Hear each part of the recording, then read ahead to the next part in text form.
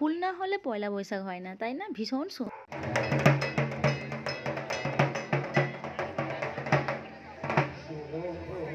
Hello, শুভ নববর্ষ। আর শুভ নববর্ষ সবাইকে, নতুন ব্লগ শুরু করলাম। আজকে সকালে স্নান হয়ে গেছে, আমার এই গেঞ্জি ড্রেস সকালে স্নান হয়ে গেছে, স্নান হওয়ার পরে পুজো দেওয়া হয়ে গেছে। এই যেমন ঠাকুরের পুজো এখানে হয়ে গেছে, ঠাকুরের পুজো হয়ে গেছে। আর এখানে আমার পুচকু রেডি হয়ে গেছে, নতুন বছর লাগছে। এদিকে এসো, এদিকে দাঁড়াও, পরে দেখাচ্ছি। তো সবাই রেডি হয়ে গেছি সুন্দর করে সেজে গুজে নববর্ষে। আর সকাল থেকে গান বাজছে। বুঝবো সকালে ক্রিকেট ছিল, সকাল 6টার সময় উঠে ও ক্রিকেটে চলে গেছিলো। আর তারপর আমি একটু শুয়েছিলাম, উঠে আবার সব ফ্রেশ হয়ে একদম স্নান টান করে পুচকু আসার পরে স্নান করলাম, আমি নিজে স্নান করলাম। নববর্ষে এই শাড়িটা কিনেছিলাম, 1 মাস আগেই কিনেছিলাম, এটা নয়দার হাট থেকে কিনেছিলাম। ভীষণ সুন্দর শাড়িটা, তো নতুন শাড়িটা ছিল, তো এটা আজকে পরলাম। কালকে ভেবেছিলাম কুর্তি পরবো, কারণ কালকে বাবা টাকা পাঠিয়েছে। আমার বাবা তো ওখানে গেছিলাম তখন টাকা দিয়েছে, আমার শ্বশুরমশাই টাকা পাঠিয়েছে, সবাই নববর্ষে কেনার জন্য টাকা দিয়েছে। বাট আমার কেনা কালকে আরেনের জন্য 2টো পাঞ্জাবি নিয়েছি, হোয়াইট নিয়েছি আর একটা নিয়েছি। সন্তায় স্যান্ডো গেঞ্জি কিনলো, আর কিছু কিনলো না। অ্যাকচুয়ালি আমাদের সময় হয়নি। আমরা কালকে গিয়েছিলাম একটু মলে গিয়েছিলাম আমরা, যেখানে গিয়েছিলাম সেটা হলো একটু জিনিস কেনাকাটা করতে গিয়েছিলাম। আর এটা হচ্ছে যে রিলায়েন্সে গিয়েছিলাম কিছু কেনাকাটার জন্য। তো মোটামুটি আমাদের কালকের দিনটা ওইভাবে কেটেছিল। লাস্টে মুহূর্তে আমাদের পুচকুর জন্য 2টো পাঞ্জাবি নেওয়া হয়েছিল, আর সন্তায়ের পছন্দ হলো না, ঠিক মতো ওর পছন্দ হয়নি বলে ও মোটামুটি কিনলো না। তো নববর্ষ ভীষণ ভালো কাটছে সকাল থেকে। এবার দেখা যাক সারাটা দিন কিভাবে কাটে। আর আজকে রান্না হবে সেটা হলো রাইস আর বাসমতি চালের রাইস, আর হচ্ছে মাটন না চিকেন রান্না করছি। মাটন করছি না আজকে, কারণ সন্ধ্যায় মাটনটা খাওয়া চলবে না। একটু মানে এমনি প্রচণ্ড বাইরে খাওয়া দাওয়া করে শরীরের 12টা এমনিই বাজিয়েছে। তো ওই জন্যে আজকে চিকেন, হালকা একদম চিকেনের ঝোল করব। আর একটা বাবা ধীরে সবাইকে ফোন করছে, বাবা সবাইকে ফোন টোন করছে। তো যাই হোক, আমিও ফোন করি আমার বাবা ওদের সবাইকে। আর এরপরে আমি একটু কিছু খাবার খাবো, সকালে কিছু খাওয়া হয়নি। আর চলো এবার যখন সারাদিন কী করছি না করছি অবশ্যই তোমাদের সাথে শেয়ার করব। আর আমার এখানে নববর্ষটা কীভাবে কাটে, আমার নববর্ষটা এখানে। তো পুচকুর পাপা আমাকে এই ফুলটা দিয়েছে, আর পুচকু দেখেছে, বললো আমিও দেবো মাম্মাম, তো লাভ ইউ বলে দিল। ভীষণ সুন্দর লাগে। আর ও আমাকে এমনি রাস্তাঘাটে যেখানেই ফুল দেখতে পায় দেয়, কারণ ফুলটা আমি সত্যি কথা বলতে ভীষণই ভালোবাসি এই জন্য। তো আজকে পয়লা বৈশাখে আমি বললাম রজনীগন্ধা ফুল আনতে পারতে, আজকে গোলাপ ফুল আর না এনে রজনীগন্ধা ফুল আনলে বেশি ভালো লাগতো।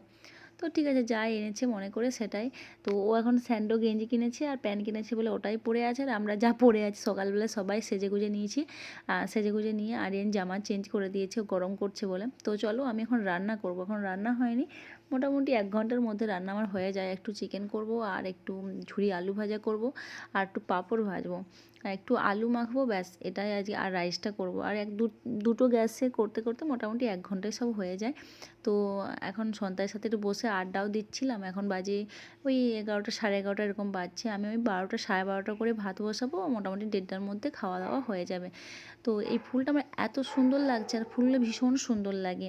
কারণ এই সময়টা এই অ্যানিভার্সারি বা বার্থডে এমনিতে নিয়ে আসে, কিন্তু মাঝে মাঝে ফুল এনে দেয়, আর ভীষণ ভালো লাগে যেহেতু আমি ফুল ভালোবাসি। আর এই ফুলটা মোটামুটি 1 সপ্তাহ কিন্তু ভালো থাকবে। আমি মাঝে মাঝে জল দিয়ে দিই, জল দিয়ে ধুয়ে দিই, ভালোভাবে ধুয়ে একটু জল দিয়ে দিই, ভীষণ ভালো লাগে। তো আমার না বাড়িতে কিন্তু কোনো টব নেই, মানে টব বলছি সরি, মানে আমার এই যে ফুলদানি এটা নেই। তো এটা কোথায় রাখবো এটাই ভাবছি এখন। তো আরিয়ানের ফুলটা দেওয়ার পরে এত মিষ্টি লাগছে দেখতে, ভীষণ সুন্দর লাগছে। এখন আমার রান্না হয়ে গেছে, আমি ভাবছি এটাতে একটু জল স্প্রে করে এটা কোথাও বসিয়ে দিই। মোটামুটি এটা 7 দিন ভালো থাকে, এত সুন্দর থাকে 7 দিন। তো চলো এটা জল স্প্রে করে নিই আগে, তারপরে।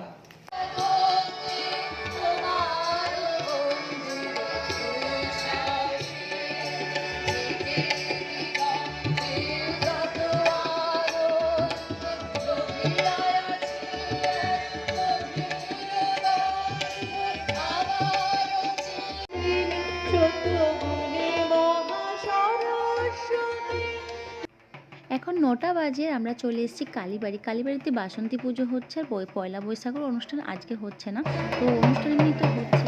এখানে যে মায়ের আজকে ষষ্ঠী, আর ষষ্ঠীর যে মুখ দর্শন হয়, মায়ের মুখ দর্শন, তো সেগুলোই হচ্ছে, সেগুলো তোমার সাথে শেয়ার করবো।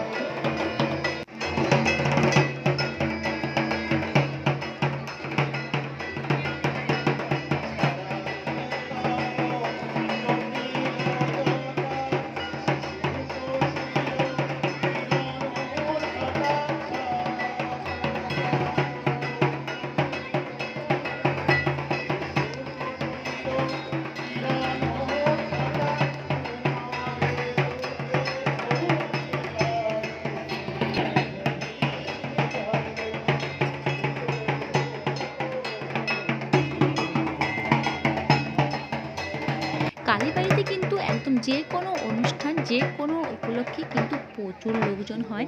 এইটা বাসন্তী পুজো বলে কে বলবে, এত লোক হয়েছে। আর সানডে তো পুরো সপ্তাহে দুদিন তো আসতে পারবে না, আর ভীষণ লোক হয়েছে। আমি আসবো না, কালকে তো আসতে পারবো না, আমি অন্যদিন ভাবছি আসবো।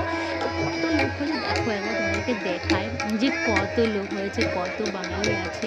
প্রচুর বাঙালি আছে, কিন্তু সবাই তো আসতে পারে না, তো কিছুজন এসছে, তাতেই এই অবস্থা। প্রচুর লোক হয়, প্রচুর। আর ভীষণ ভালো লাগছে। তো চলো আমরা এখন বাড়ি যাবো, আমাদের এখন খাওয়া দাওয়া হয়ে গেছে। তো আমরা এখন কালীবাড়ি থেকে বাড়ি আসছি, এখন বাজে 11টা। লুচি, মিষ্টি, আলুর তরকারি এসব খাওয়া দাওয়া হলো, আর একটু আইসক্রিম খেতে ইচ্ছে করছিল বলে আইসক্রিম নিলাম। তো চলো টাটা, বাই, দেখা হবে পরের ব্লগে। কেমন লাগলো জানিও কিন্তু।